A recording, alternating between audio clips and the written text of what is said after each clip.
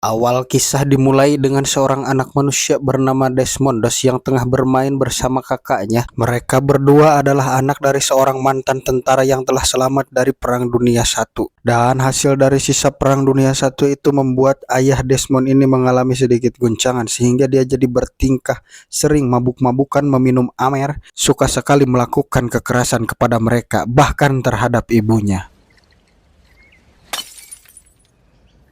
Suatu hari ketika Desmond sedang bermain bersama kakaknya, tak sengaja Desmond memukul kepala kakaknya dengan menggunakan batu bata. Dan hal itu membuat Desmond menyesali perbuatannya. Lalu dia pun mulai mendapatkan pikiran di mana dia akan menjadi sosok seorang lelaki yang tidak akan menyakiti siapapun.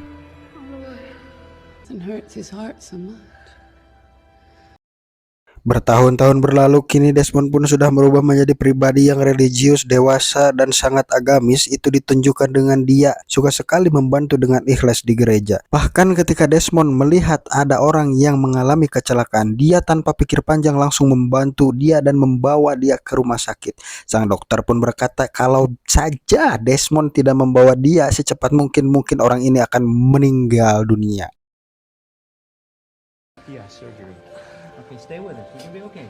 Entah kebetulan atau tidak, Desmond pun bertemu dengan seorang wanita bernama Dorothy. Dia adalah suster di rumah sakit tersebut, dan Desmond pun mulai menyukainya.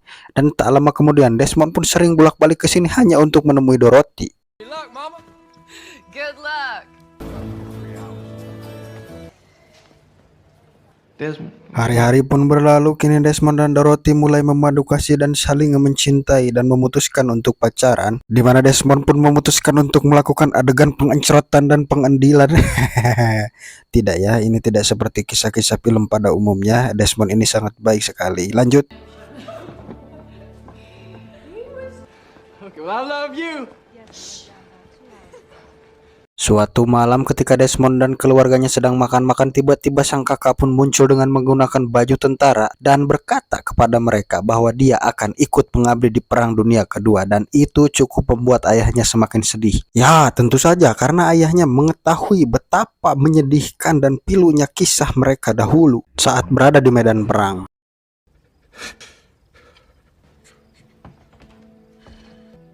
Namun seperti pepatah berkata, buah jatuh tidak jauh dari pohonnya. Desmond pun tergerak hatinya untuk pergi mengabdi di Perang Dunia Kedua dan meminta izin kepada ayahnya dan juga keluarganya, juga terhadap pacarnya Dorothy. Namun kelihatannya Dorothy tidak mengizinkan. Dengan kegigihan Desmond meyakinkan Dorothy dan melamar Dorothy di tempat tersebut, sehingga Dorothy mengizinkan dia untuk pergi menjadi tentara dengan menjadi tentara medis. Dan itu cukup untuk menguatkan keyakinannya bahwa dirinya tidak akan membunuh siapapun.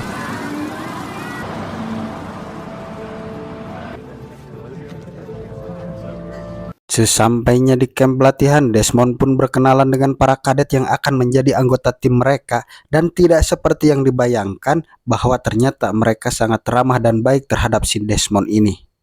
That's Smitty over there whipping Kaczynski's ass. That's Tex Lewis over there. Thinks he's some kind of cowboy. That's Walker and Pinnock over there pretending they're card sharks. No. Paul Kaczynski, nice to meet you. Hey, Beanpole. He is a bulldog. Hey. Dikarenakan medan perang itu berada di atas tebing, maka para kadet pun diajarkan untuk membuat tali simpul supaya mereka gampang untuk naik dan turun di tebing itu. Namun dari sekian kadet yang berhasil melakukan membuat simpul tersebut, hanya Desmond lah yang gagal. Justru simpulnya malah terlihat seperti BH perempuan, dan itu cukup membuat semua orang tertawa di tempat tersebut. Not building a bra. Meski Desmond telah dianggap gagal dalam membuat tali simpul tersebut, namun dalam uji ketangkasan, kekuatan, dan fisik justru Desmond menjadi yang terbaik, dan itu cukup membuat sosok seseorang yang bernama Smitty menjadi jengkel. What are we waiting on? Let's go! Get the wood! Get the ball! Hustle! Nice work! Selesai dengan pelatihan fisik tersebut, kini tiba saatnya para kadet diajarkan untuk menembak, dan ketika para kadet sudah mengambil seluruh senjata masing-masing yang mereka miliki, hanya tersisa satu senjata, dan Desmond pun berkata bahwa agamanya dan keyakinannya melarang dia untuk memegang senjata dan membunuh orang lain. Well, I'm sorry, Sergeant. Sontak hal itu pun membuat semua orang dan jenderal menjadi bingung atas perkataan Desmond tersebut.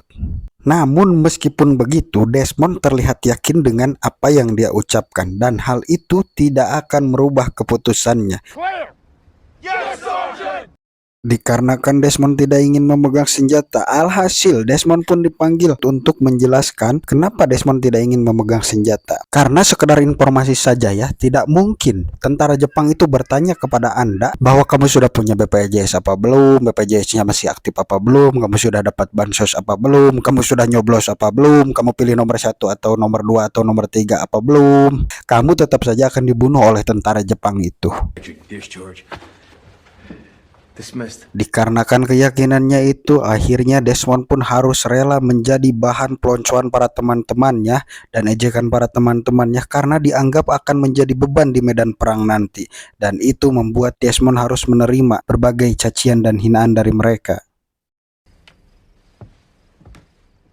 Dikarenakan Desmond telah dianggap membangkang perintah atasan, maka Desmond pun dihukum berbagai hukuman, diantaranya ngegosok, WC, lari, dan hukuman-hukuman lainnya untuk melemahkan Desmond dalam keyakinannya.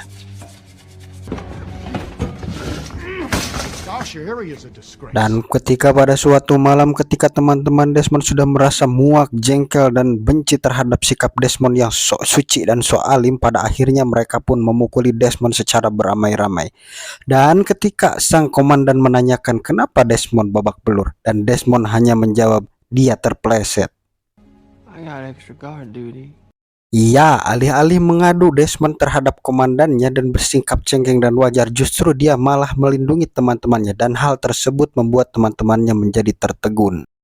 Belum selesai dengan hal itu, akhirnya komandan yang lebih tinggi pun datang untuk memerintahkan Desmond bahwa dia tidak bisa cuti untuk menikah dengan Dorothy dikarenakan dia sudah membangkang perintah dari atasan, dan itu membuat Desmond sedikit kecewa. That is a direct order from a company commander. Dikarenakan Kepalang Basa sudah menyebar undangan dan mengundang Wanana Tamada untuk menghadiri dan memberikan hiburan di acara tersebut, Dorothy pun segera datang untuk memberikan penjelasan kepada Desmond agar dia mau menurunkan egonya sedikit agar kita bisa menikah. Maybe I'm prideful.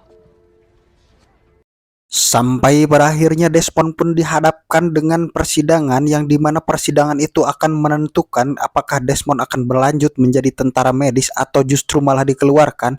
Sedangkan 3 jenderal tersebut memberikan keterangan yang memberatkan Desmond sebagai pengkhianat negara. Namun tiba-tiba muncullah sang ayah yang ikut menolong Desmond dan membawa surat. Dan ketika surat itu sudah diberikan dan surat itu sudah dibacakan, maka Desmond diputuskan bahwa Desmond tidak melanggar peraturan militer, tidak melanggar negara, dan Desmond tetap menjadi tentara dan dia bisa bercuti untuk menikah dengan Dorothy, dan itu cukup membuat Desmond berbahagia.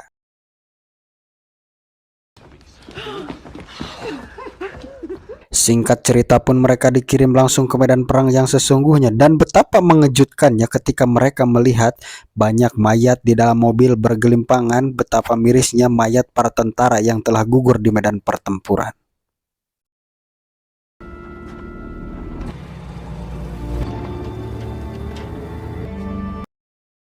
Setibanya mereka di camp terakhir sebelum mereka masuk ke dalam zona pertempuran, Desmond pun bertemu dengan 2 orang tenaga medis yang masih tersisa. Itu artinya mereka bertigalah yang akan diandalkan kalau ada tentara yang terluka. The jabs deliberately target the wounded. Dan inilah tebing curam yang bernama Hacksaw Ridge yang harus mereka daki untuk mereka bisa sampai di atas dan untuk bisa melanjutkan pertempuran di atas sana untuk melawan tentara Jepang. Dan menurut kisah yang beredar bahwa tentara Jepang ini tidak takut untuk melakukan adegan bunuh diri hanya untuk membunuh lawan-lawannya.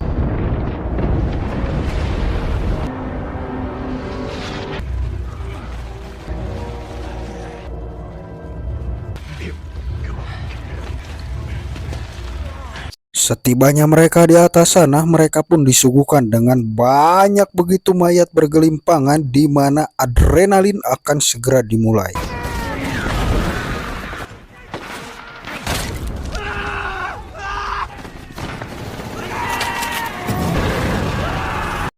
Di sini tidak ada lagi perdebatan antara 01 dan 02 apalagi 03. Ini dibuktikan dengan Desmond yang diserang oleh tentara Jepang diselamatkan oleh Smithy. Sebagai tentara medis, Desmond hanya bisa berkeliling untuk mencari tentara yang terluka untuk bisa menyelamatkannya. Sempat disarankan untuk meninggalkan Paul yang sedang terluka karena dia tidak bisa dibawa, namun Desmond dengan kekeh ingin membawa Paul untuk diselamatkan.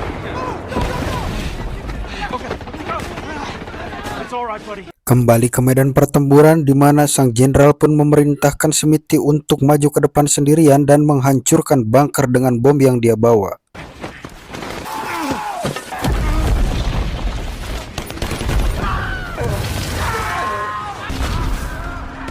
Dikarenakan hari sudah mulai larut malam, si komandan pun berusaha menyuruh anak buahnya untuk beristirahat dan mencari tempat perlindungan. Ya, namun Desmond tetap bersikukuh untuk mencari orang-orang yang masih terluka untuk dia selamatkan. I'll go with him.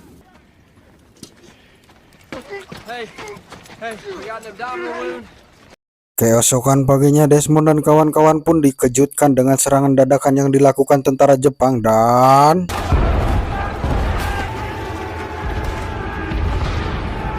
Ya, begitu banyaknya para tentara Jepang berhamburan menyerang mereka dengan secara dadakan dan membabi buta, hingga sang komandan pun berinisiatif untuk menelepon pusat untuk melakukan penyerangan dan pengeboman. Sementara pasukannya diinstruksikan untuk mundur terlebih dahulu dan turun ke bawah.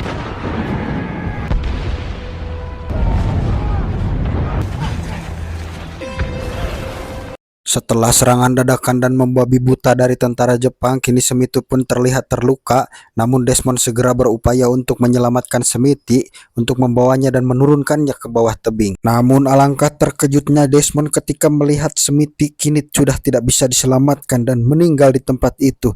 Desmond pun seketika mengalami kekecewaan yang sangat mendalam karena tidak bisa menyelamatkan Smithy. What is it you want of me?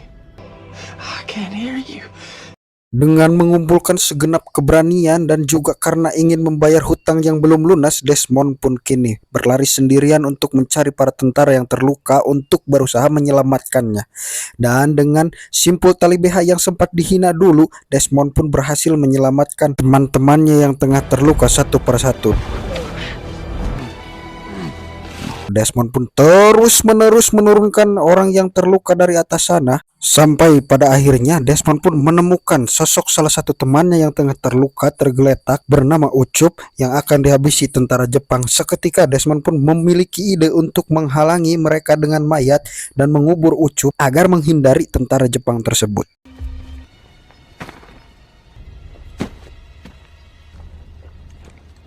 Setelah berhasil menyelamatkan Ucup, kini Desmond pun kembali mencari kawan-kawannya yang lain untuk diselamatkan. Namun ketika di suatu tempat Desmond sedang terpojok dan dia ingin bersembunyi, dia menemukan lubang dan dia pun segera masuk ke dalamnya.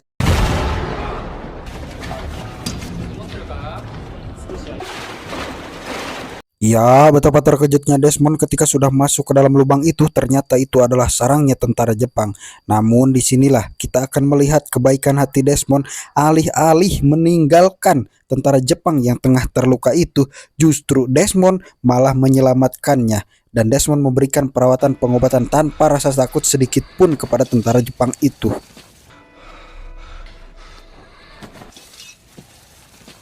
Semalaman tanpa henti, Desmond pun bolak-balik terus mencari tentara yang terluka untuk diselamatkan, hingga pada akhirnya Desmond merasakan bahwa tangannya sudah lecet dan berdarah-darah. Dia tetap teguh dan ingin menyelamatkan tentara yang lain.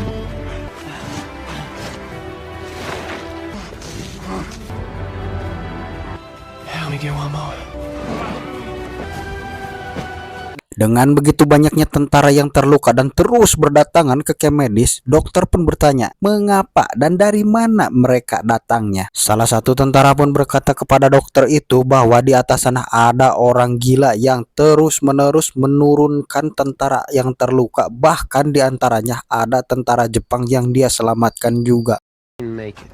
I'm back with you directly. One more. Help me get one more.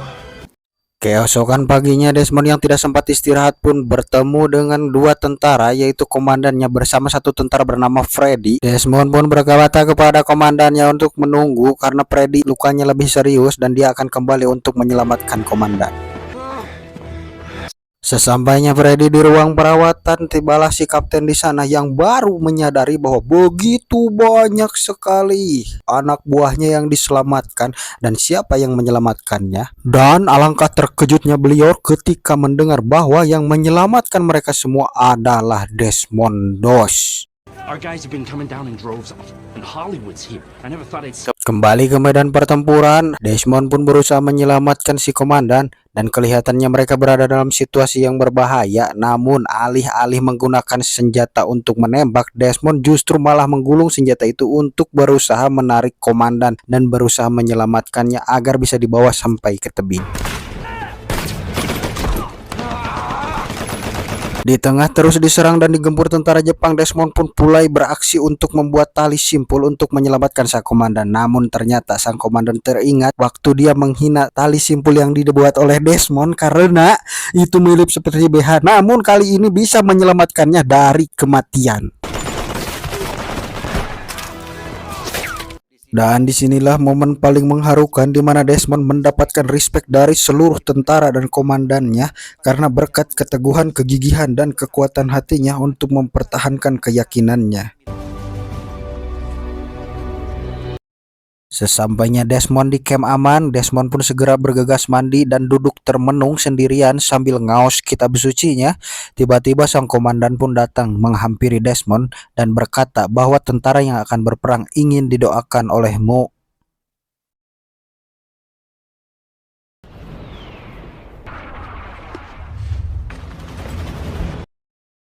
Setelah lantunan doa yang diberikan oleh Desmond kepada tentara itu, mereka pun dengan gagah berani kembali ke medan perang dan berperang dengan sekuat tenaga. Akhirnya, dengan seluruh doa dan seluruh kekuatan yang sudah ada, Desmond pun dan kawan-kawan berhasil mengalahkan tentara Jepang dengan susah payah. Namun pada akhirnya, Desmond terkena satu ledakan sehingga menimbulkan kakinya terluka. Tamat ending yang cukup mendesmondoskan. Pesan yang bisa kita ambil dari kisah ini adalah jangan terlalu gampang menilai orang lain karena kita belum tentu lebih baik daripada orang itu.